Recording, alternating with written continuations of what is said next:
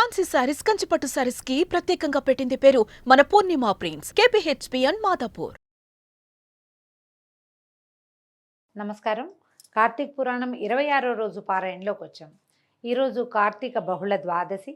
ముందు రోజు ఏకాదశి నాడు ఉపవాసం ఉన్నవారు ఏకాదశి నాడు దాన ధర్మాలు ఏదైనా కుదిరితే చేసుకోవటం, ఒకవేళ కుదరకపోతే ద్వాదశి నాటి ఉదయము ద్వాదశి ఘడియలు దాటకుండానే పారణ చేయాలి. భోజన కార్యక్రమం ముగించుకోవాలి. ఎవరైనా బ్రాహ్మణుడికో లేదా సాటి వాళ్ళు ఎవరైనా సరే, మన వాళ్ళకైనా సరే వారికి భోజనం పెట్టి దక్షిణ తాంబూలాదులు ఇచ్చి తర్వాత మనం కూడా భోజనం చేయాలి. ఒకవేళ ఏదైనా దాన ధర్మాదులు చేయదలుచుకుంటే పారణకి ముందే ఉదయకాలంలోనే దాన ధర్మాదులు, దీపదానం చేయదలుచుకుంటే అది, దీపారాధనలు విశేషించి చేయదలుచుకుంటే అవి చేసేసి తర్వాత ద్వాదశి పారణం చేయటం మంచిది. ఎవరైతే ఏకాదశి నాడు ఉపవాసం ఉండి ద్వాదశి నాడు పారణ చేసి యథావిధిగా బ్రాహ్మణుని అర్చించి ఏదో తాంబూలాదులు అవి ఇచ్చిన వాళ్ళు మధ్యాహ్న కాలం నిద్ర చేయకూడదండి. మధ్యాహ్నం పడుకోవద్దు. ఎవరింటికైనా వెళ్ళి కొంచెం వాకిట్లోకి వెళ్ళి ఏదైనా పని చూసుకుని పగలు మాత్రం పడుకోవద్దు. పగలు పడుకుంటే ఏకాదశి వ్రత ఫలితం లభించదని పెద్దవాళ్ళు చెప్తారు. ఆ విధంగా ఆచరించుకుని ఈ ద్వాదశిని సుసంపన్నం చేసుకోండి. అయితే ఈ రోజు ఏం చెప్తున్నారో చూద్దాం. ముందు రోజు నిన్నటి రోజున మనం ధర్మదత్తోపాఖ్యానం చెప్పాం. ధర్మదత్తుడు తను ఆర్జించినటువంటి కార్తీక వ్రత ఫలితాన్ని ఈవిడ కలహ అనే ఆవిడికి ధారపోసాడు. ఆమెని విష్ణు పార్షదులు తీసుకెళ్ళిపోతూ ఉండగా అయితే ఇవన్నీ విష్ణుగణాలని అడిగాడనమాట. ఎట్లా ఏమిటి అని అడిగేసరికి వాళ్ళు చెప్పారు, నాయన నువ్వేం బెంగపెట్టుకోక, నువ్వు కూడా వైకుంఠానికి వెళ్తావు, ఆమె వైకుంఠానికి వెళ్తుంది, తదుపరి జన్మలో తర్వాత రాగల కాలంలో నువ్వు దశరథుడిగా పుడతావు, ఈమె కైకేయిగా జన్మిస్తుందని వాళ్ళు చెప్పింది విన్నటువంటి ఈ కథంతా విని విషయం విన్నటువంటి ధర్మదత్తుడు విస్మృత చేష్టుడు, విస్మయ రూపుడు అయిపోయి పునః వారికి దండవత్తుగా ప్రణామం ఆచరించి, ఓ విష్ణు స్వరూపులారా, ఈ జనానీకమంతా అనేకానేక క్రతువ్రత దానాల చేత ఆ కమలనాభుణ్ణి సేవించుకుంటూ ఉన్నారు. వాటి అన్నిట్లోనూ ఏ ఒక్కదానిని ఆచరించడం వల్ల విష్ణువుకి అత్యంత ప్రీతి కలుగుతుందో, దేని వలన విష్ణు సాక్షాత్కారం లభిస్తుందో దాన్ని సెలవీయండి అని వేడుకున్న మీదట విష్ణుగణాలు అతన్ని ఇట్లా సమాధానపరిచాయట. ఏం చెప్పారో చూద్దాం. ఓ పాపరహితుడైన బ్రాహ్మణ, నీవడిగిన ప్రశ్నకు ఇతిహాసపూర్వకమైన సమాధానాన్ని చెప్తాము విను. పూర్వము కాంచీపురాన్ని చోళుడు అనే రాజు పరిపాలించేవాడు. చోళాస్ కాలం మనకు తెలుసు కదండి, చోళులు, చాళుక్యులు. ఈయన రాజరాజ చోళుడో ఇలాంటి పేరున్న ఒక చోళ చక్రవర్తి రాజ్యం చేసేవాడు. అతని పేరు మీదే ఆ ప్రాంతాలన్నీ చోళ దేశాలుగా ప్రఖ్యాతి వహించాయి. అతని మొదటి రాజు గురించే చెప్తున్నారు అనుకుందాం. ఆయన పేరు మీదే ఈ చోళ సామ్రాజ్యం పేరు కాంచిందనమాట. ధర్మపాలనకి పెట్టింది పేరైన ఆ రాజు విష్ణుప్రీతికై అనేకానేక యజ్ఞాలను నిర్వర్తించాడు. అతని యజ్ఞాలకై నిర్మించబడిన బంగారపు యూపస్తంభాలతోటి తామ్రపర్ణి యొక్క 2 తీరాలు కూడా కుబేర ఉద్యానవనాలైనటువంటి చైత్రరథాల వల్లే ప్రకాశించేవి. యూపస్తంభాలంటే యజ్ఞంలో ఒక స్తంభాన్ని పాతి పెడతారండి, యజ్ఞం చేసిన దానికి గుర్తు. ఆ యూపస్తంభానికే యజ్ఞ పశువుని కట్టి యజ్ఞానికి కావలసిన బలి కార్యక్రమాదులన్నీ నిర్వహిస్తారట. ఈ సూర్యవంశ క్షత్రియుల కాలంలో కూడా అలాగే ఎన్నో యూపస్తంభాలు వేశారని చెప్తారు. అయితే అటువంటి ఆ రాజు ఒకానొక నాడు అనంతశయనం అనే పేర యోగనిద్రా ముద్రితుడుగా ఉండేటువంటి విష్ణువాలయానికి వెళ్ళి మణిమౌక్తిక సువర్ణ పుష్పాదులతో ఆ శ్రీహరిని అర్చించి సాష్టాంగ దండ ప్రణామాలు ఆచరించి శ్రీహరి సన్నిధిలోనే కూర్చున్నాడు. ఈయన ఏం చేశాడు, దేవాలయానికి వెళ్ళాడు. అనంతశయనం ఆ దేవాలయం పేరు. విష్ణువు ఇట్లా పడుకుని ఉన్నటువంటి శయనమూర్తిగా ఉన్నటువంటి దేవాలయానికి వెళ్ళాడు. అనేక మణులతోటి, మౌక్తికాలతోటి, రత్నాలతోటి అర్చన చేసి సన్నిధిలో కూర్చోమంటారు కదా, కూర్చున్నాడు. కూర్చునేసరికల్లా అంతలో విష్ణుదాసుడనే బ్రాహ్మణుడొకడు విష్ణువార్చనార్థమై ఆ ఆలయానికి వచ్చాడు. విష్ణు సూక్తాన్ని పఠిస్తూ అతడు ఆ విష్ణు సౌజ్ఞను అంటే ప్రతిమని అభిషేకించి తులసి దళాలతోనూ గుత్తులతోనూ విష్ణు పూజని నిర్వహించాడు. దళాలు కోసుకొచ్చాడు. మంజరులు అంటే కుచ్చులు వస్తాయి కదా మనకి, విత్తనాలు వచ్చే వాటిని గుత్తులు అంటారు లేదా మంజరి అంటారు, దాని పేరు అది. ఆ మంజర్లతోటి అర్చించాడట. విశేషంగా విష్ణు పూజను నిర్వహించాడు. అది చూసిన రాజుగారికి మహాప్రచండమైన కోపం వచ్చిందట. ఆ కోపంలో తాను ధర్మవేత్త అయ్యుండి కూడా అవతలి యొక్క బ్రాహ్మణాభిజాత్యాన్ని విస్మరించి అవతలైన బ్రాహ్మడు ఈయన్ని మనం ఇట్లా అనకూడదు అనకూడదు అని ఆలోచించలా. ఒక కష్టంతో వచ్చింది ఆయనకి. ఓ ఓరి విష్ణుదాసుడా, నేను మాణిక్యాలతోనూ బంగారు పువ్వులతోనూ చేసిన నా పూజ వలన ప్రకాశమానుడిగా ఉన్నటువంటి ఈ ప్రభువుని నీ తులసాకుల పూజతో ఎందుకు కప్పేశావురా? నేనెంతో భక్తితో ఆచరించిన పూజని ఇలా పాడు చేశావంటే అసలు నీకు విష్ణు భక్తి అంటే తెలుసా అని చీదరించుకున్నాడు. ఇప్పుడు తులసికి ఏ రత్నంతో పోలిక లేదు. కొన్ని వేల కోట్ల రత్నాల కంటే ఒక్క తులసి దళం చాలా గొప్పది. కానీ రాజుకి ఆ రకమైన ఆలోచన లేదు. నేను అద్భుతమైన పూజను సమర్పించాను, మణులు రత్నాలు పెట్టి బంగార పువ్వులు పెట్టి పక్కన దీపాలు పెడితే ఆ దీపాల వెలుగులో స్వామివారి సౌమ్య ఆ ప్రతిమా విశేషం చాలా మెరిసిపోతోంది. ఎప్పుడైతే ఇవన్నీ పక్కకు తొలగించి దాని మీద పక్క తొలగించపోయినా పైన పత్రాలును మంజరలతో కప్పేశాడు ఆయన. ఇక వెలుగు లేదు. దాంతో కష్టంతోచి అడిగాడు. దాంతో ఈ బ్రాహ్మణుడి కూడా చాలా కోపం వచ్చిందట. రాజుతో మాట్లాడుతున్నానన్న ఆలోచన లేకుండా, ఓ రాజా, నీకు దైవభక్తి లేదు సరికదా, రాజేశ్వర్యమత్తుడిపై ఉన్నావు, విష్ణు ప్రీత్యర్థము నీ చేత ఆచరింపబడిన యజ్ఞం ఏదైనా ఒకటి ఉంటే చెప్పు అని ఎదిరించాడు. అతని మాటలకి అవహేళనగా నవ్వుతూ, నీ మాటల వలన నీవే విష్ణుభక్తి శూన్యుడివని తెలుస్తూ ఉంది. ధనహీనుడవు దరిద్రుడవు అయినటువంటి నీకు భక్తి ఎలా కలుగుతుంది? అసలు నువ్వెప్పుడైనా విష్ణుప్రీతిగా నువ్వు చేసావా ఒక యజ్ఞాన్ని? నువ్వేమైనా ఒక దేవాలయాన్ని కట్టించావా? నువ్వు ఏమీ చేయలేని వాడివి, అతను నీకు భక్తుడు అనే అహంకారం మాత్రం పుష్కలంగా ఉంది. ఓ సదస్సులారా, సద్బ్రాహ్మణులారా, శ్రద్ధాళులై వినండి. నేను విష్ణు సాక్షాత్కారాన్ని పొందుతానా? ఈ బ్రాహ్మడు విష్ణు సాక్షాత్కారాన్ని పొందుతాడో చూద్దాము అని చెప్పి నిదానించి చూడండి. మా ఇద్దరిలో ఎవరికి సాక్షాత్కారం లభిస్తుందో, అంతటితో మా ఇద్దరిలో ఉన్న భక్తి ఎటువంటిదో మీకే తెలుస్తుందని ప్రతిజ్ఞాపూర్వకంగా పలికి చోళుడు స్వగృహానికి వెళ్ళి ముద్గలుడు అనే మునిని ఆచార్యునిగా వరించి విష్ణు సత్రయాగానికి పూనుకున్నాడు. సత్రయాగం అని చేస్తారండి, 10 సంవత్సరాలు చేస్తారు. ఈ యాగాలలో విష్ణు సత్రయాగం అనేది ఒక ప్రత్యేకమైనది. రాజుగారు విష్ణు సాక్షాత్కారాన్ని పొంది ఆ బ్రాహ్మణుడి మీద గెలవడం కోసం సత్రయాగాన్ని మొదలుపెట్టుకున్నాడు. బహుకాల పూర్వం గయాక్షేత్రంలో ఋషి సముదాయాలతో చేయబడింది. అన్నదానాలు అనేకానేక దక్షిణలతో సామాన్యులకు ఆచరించడానికి సాధ్యం కానిది, సర్వసమృద్ధిమంతమైంది అయినటువంటి ఆ మహాయజ్ఞాన్ని రాజు పూనుకొని నిర్వహించడం మొదలుపెట్టాడు. పేదవాడైన విష్ణుదాసుడు ఆ గుడిలోనే విష్ణు దీక్షితుడై హరిప్రీతికై ఆచరించవలసిన మాఘ కార్తీక వ్రతాచరణలు, తులసీవన సంరక్షణలు, ఏకాదశి నాడు ద్వాదశాక్షరి యుత విష్ణు జపము, షోడశోపచార విధిని నిత్య పూజలను, నృత్య గీతవాద్యాది మంగళ ధ్వనులతోనూ ఈ విధంగా తన శక్తి మేరకు భక్తియుక్తుల్ని ఆచరించడం మొదలుపెట్టాడు. ఈ పందెం రాజు మొదలుపెట్టాడు. ఆయన మొదలెట్టాడు కాబట్టి విష్ణుదాసుడు కూడా తను చేయటం మొదలుపెట్టాడు. తుదకు ఇతను ఏం చేసేవాడు? నిత్యము సర్వవేళల్లోనూ భోజనాది సమయాల్లోనూ సంచారమందు తుదకు నిద్రలో కూడా హరినామస్మరణను చేస్తూ ప్రత్యేకించి మాఘ కార్తీక మాసాలలో విశేష నియమపాలన్ని ఆచరిస్తూ ఉండేవాడు. ఆ విధంగా భక్తులైన చోళుడు విష్ణుదాసుడు ఇద్దరూ కూడా తమ సర్వేంద్రియ వ్యాపారాలని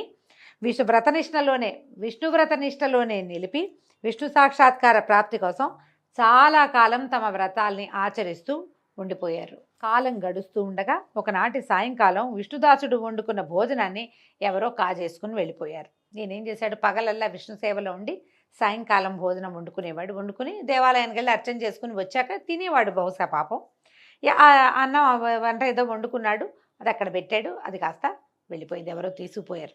ఆ దొంగిలించిన వాళ్ళెవరా అనే విషయమై విష్ణుదాసు పెద్దగా విచారణ చేయలేదు. పునః వంట ప్రయత్నాలు చేద్దామంటే సాయంకాలం పూజకు సమయం మించిపోవడంతో ఆ రోజున భోజనం లేకుండానే విష్ణు పూజ చేసేసుకున్నాడు.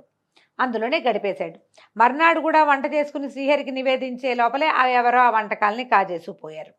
విష్ణు పూజకు వేళపోనీయకూడదనే ఆలోచనతో ఆ రోజు కూడా ఆ బ్రాహ్మణుడు అభోజనంగానే విష్ణు సేవని కొనసాగించాడు. ఇలా వారం రోజులు గడిచాయి. ప్రతిరోజు అతని భోజనాన్ని ఎవరో అతి చాకచక్యంగా, అంటే కంటికి తెలియకుండా పాపలు తీసేస్తున్నారు. ఆయన అక్కడే ఉంటాడు, ఎప్పుడు మాయమైపోతుందో అయిపోతుంది అంతే. అయితే ఈయన పస్తులుంటూ కూడా హరిసేవ చేస్తూనే ఉన్నాడట. వారం రోజుల పాటు అభోజనంగా ఉండటంతో విష్ణుదాసుడికి 7వ రోజున అనిపించింది, ఏమిటి ఇన్ని రోజుల నుంచి ఎవరో తీసుకుపోతున్నారు, ఆ దొంగ ఎవడో పట్టాలనిపించింది. వారం నుంచి ఏం పెద్ద శ్రద్ధ పెట్టలా, చివరికి ఒకరోజు అనిపించింది అనమాట. అందువల్ల ఆనాడు పెంద్రాళే పని ముగించుకుని వంటకాలను పూర్వస్థానం అందే ఉంచి తాను చాటును దాగి కూర్చుని ఈ దొంగ కోసం ఎదురు చూడడం మొదలుపెట్టాడు. కొంతసేపటికి ఒకానొక చండాలుడు ఆ అన్నాన్ని దొంగిలించేందుకు వచ్చాడు.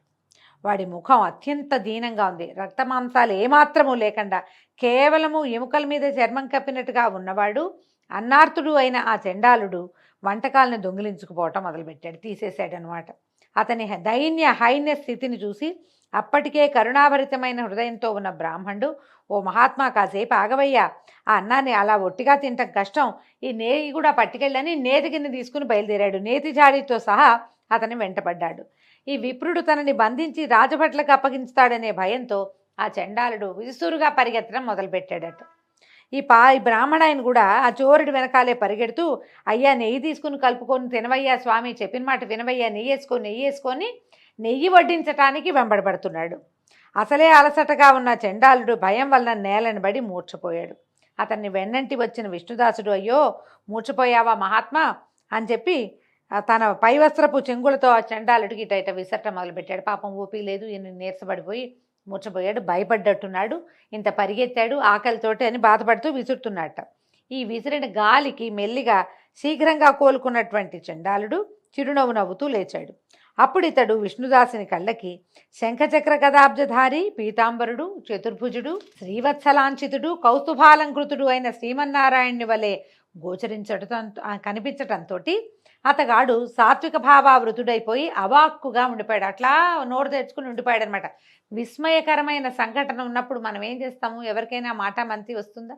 ఏమీ లేదు, నోరు తెచ్చుకొని ఉండిపోయాడు, అవాక్కుగా ఉండిపోయాడు. ఈ భక్త భగవానుల సంగమ దర్శనార్థం ఇంద్రాదులెందరో విమానారూఢులై ఆ ప్రాంతాలకు వచ్చారు. విష్ణువు మీద, విష్ణుదాసుడి మీద కూడా పువ్వుల వాన కురిపించారట. అప్సరసలు ఆడారు, గంధర్వులు పాడారు, దేవగణాల వందలాది విమానాలతో ఆకాశం అంతా నిండిపోయిందట. భగవంతుడు భక్తుడు కలిసినటువంటి ఈ సన్నివేశం అత్యద్భుతమైనది, లోకంలో చాలా అరుదుగా జరిగేది. ఈ అరుదైన సంఘటన చూడడానికి దేవగణాలన్నీ వచ్చి బార్లు తీర్చేసాయట ఆకాశం అంతా. అనంతరము ఆ ఆదినారాయణుడు విష్ణుదాసుని గాఢంగా కౌగలించుకున్నాడు. తన సారూప్యాన్ని ప్రసాదించి తనతో బాటే విమానం ఎక్కించుకుని వైకుంఠానికి బయలుదేరాడు. యజ్ఞవాటికలో ఉన్న చోళుడు గగనగాములైన బ్రాహ్మణ బ్రహ్మజనకులిద్దరినీ చూసి ఆశ్చర్యపోయాడు. యజ్ఞవాటికలో ఉన్నాడు, ఆయన చూశాడు, చోళుడికి విమానం కనపడుతోంది. ఎట్లా కనపడింది? దైవ విమానం అంటే అతను కూడా మహాభక్తుడే, అందులో అనుమానం ఏం లేదు. బ్రాహ్మణుడితో సాటి వచ్చేంత భక్తి లేదు కానీ ఉన్నది భక్తి, దాంతో ఆయనకి కనిపించేశారు కల. అయితే అలా చూస్తూ ఉండిపోయాడు. తక్షణమే తన ఆచార్యని పిలిచి, ఓ ముద్గరముని, నాతో వివాదమాడిన ఆ నిరుపేద విప్రుడు విష్ణు రూపాన్ని పొంది వైకుంఠానికి వెళ్ళిపోతున్నాడు. అమితైశ్వర్యవంతుడనైన నేను అసాధ్యాలైన యజ్ఞదానాదులు చేస్తూ కూడా విష్ణు సాక్షాత్కారాన్ని పొందలేకపోయానంటే ఇక వైకుంఠం అసంగతమే కదా, ఇంకా నాకు వైకుంఠం లభించదు, విష్ణువు నాకు లభించలేదు. నేను ఎన్ని యజ్ఞాలు చేసినా, బ్రాహ్మణులు కోరినంత దక్షిణలు సమర్పించినా కూడా ఆ శ్రీహరికి నా మీద లేశమైనా కృప కలిగినట్లేదు. దీనివల్ల కేవలం భక్తే తప్ప విష్ణునుగ్రహానికి మరొక మార్గం లేదు. ఈ యజ్ఞయాగాది కర్మకాండలని అనవసరమని భావిస్తున్నానని చెప్పాడు. పాపం చెప్పాడు, బాల్యం నుంచి యజ్ఞదీక్షలోనే ఉండటం వల్ల నిస్సంతుడైన ఆ రాజు తన సింహాసనం మీద తన మేనల్లుడికి స్వయంగా పట్టాభిషేకం చేశాడు. ఎంతకాలం నుంచో సత్రయాగం చేస్తూ యంగ్గా ఉన్నప్పుడు, అంటే యుక్త వయసు నుంచి అక్కడే ఉన్నాడు.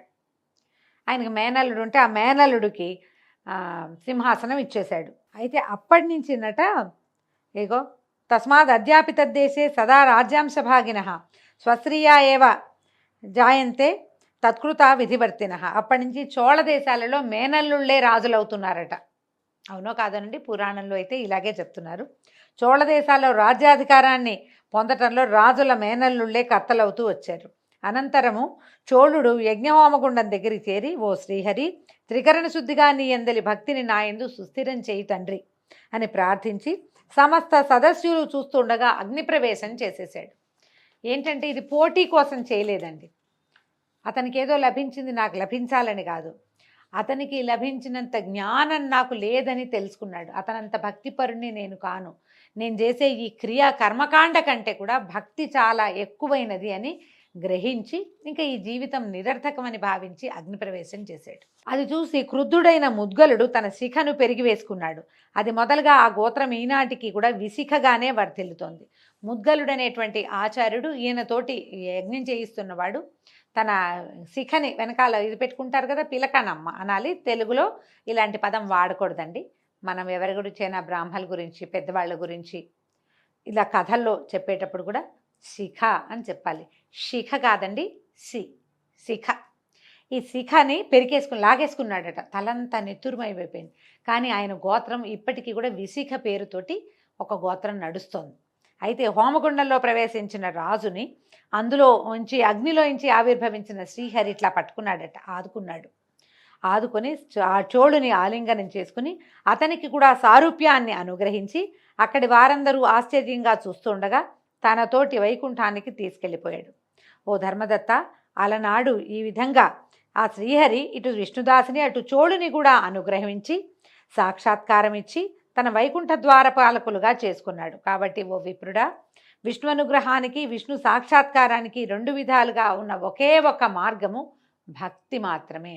కర్మకాండలు ఎన్ని చేసినా, ఎన్ని పువ్వులు పెట్టాం, ఎంత తెచ్చాం, ఎంత ప్రసాదాలు చేసాం కంటే కూడా భక్తి, ఎంత మనసు భగవంతుని యందు ఉంచాము, ఎంత శ్రద్ధ భగవంతుని మీద ఉన్నది అనేదే అత్యంత ముఖ్యమైనది. ఆత్మజ్ఞానము ఒకటి, ఆత్మజ్ఞానం రెండోది ఆత్మార్పణము అని విష్ణుదత్తుడికి బోధించి విష్ణు పార్షదులు మౌనం వహించారు. దీంతో 26వ రోజు పారాయణ పూర్తయిందండి. రేపు ఉదయం 27వ రోజు పారాయణలో మళ్ళీ కలుసుకుందాము. నమస్కారం.